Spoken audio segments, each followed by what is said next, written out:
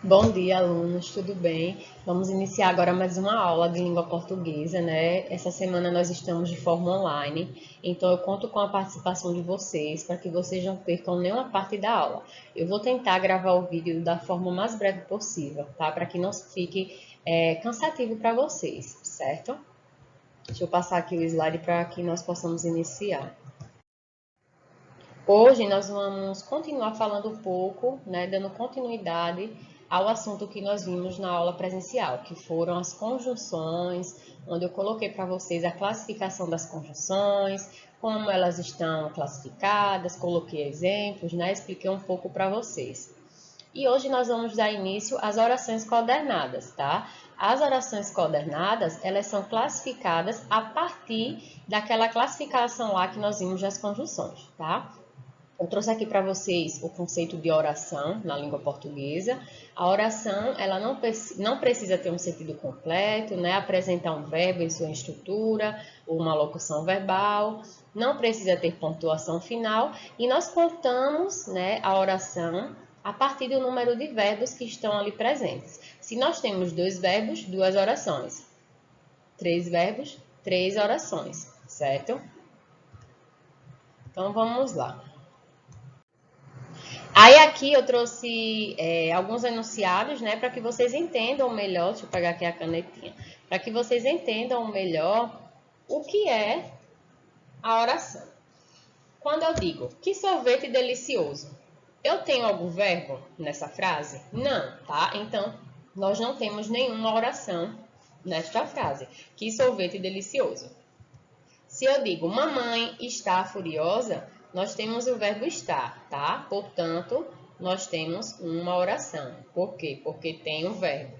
Preciso estudar para as avaliações, pois logo estarei de férias. Aqui nós temos o verbo estudar e nós temos o verbo estar. Consequentemente, nós temos 2 orações nesse período, certo? As orações são contadas a partir da quantidade de verbo. Sempre observem isso, tá? Aí nós entramos nas orações coordenadas, né? Já que vocês sabem o conceito de oração, vamos entrar nas orações coordenadas.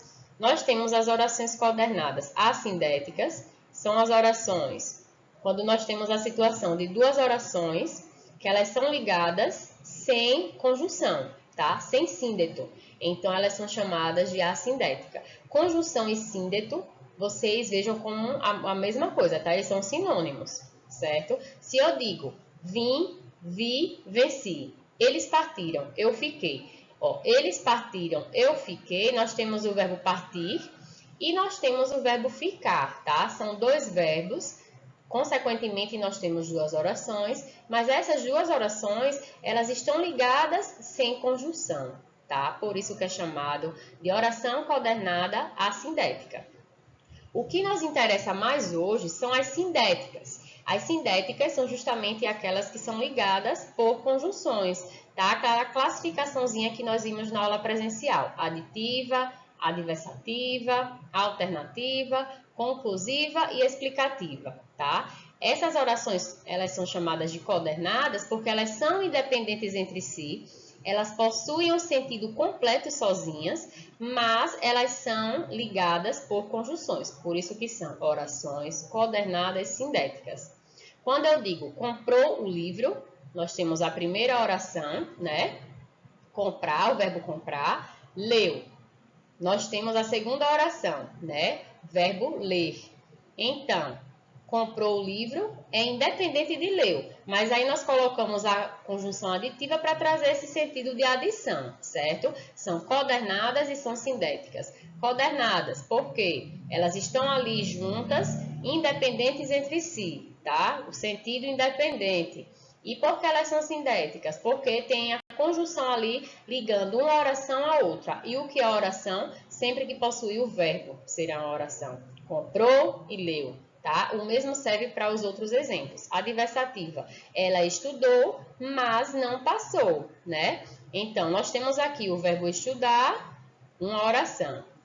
Temos aqui o verbo passar, outra oração. Então, duas orações ligadas por conjunção e elas são coordenadas porque são independentes. Se eu digo não passou, ok, né? Sentido completo. Ela estudou, ok, sentido completo, tá? São coordenadas e ligadas por conjunção, por isso elas são sindéticas, certo? O mesmo serve para os outros exemplos. Vamos para o próximo slide. Eu vendo você usando mais como conjunção, né? O exemplo que eu dei na sala de aula. Nunca confundam o mas sem um i com o mais com i. O mais com i, ele vem aí com o valor de intensidade, tá bom? E o mas sem o i, ele é uma conjunção adversativa, certo? Aí eu trouxe para vocês um exercício para fixar o conteúdo sobre orações coordenadas. Esse exercício é composto por tirinhas. Essas tirinhas nós temos algumas conjunções grifadas, tá? Nelas. E vocês irão responder as questões, classificando essas conjunções, tá? A partir dos exemplos que nós vimos, tá? Daquela tabelinha. Então, façam com atenção, observem quantas orações tem, qual é a conjunção que está separando essas orações, certo? E qualquer dúvida vocês podem perguntar no grupo. Agora vamos lá no grupo, eu vou colocar o PDF com o material do assunto e também com as questões. Anotem o assunto, tá? Façam de conta que vocês estão na escola. Anotem o assunto, respondam a atividade no caderno, tá? Não deixem de fazer. E vocês vão me enviar até o final da aula, certo? E qualquer dúvida podem perguntar lá no grupo. Boa aula!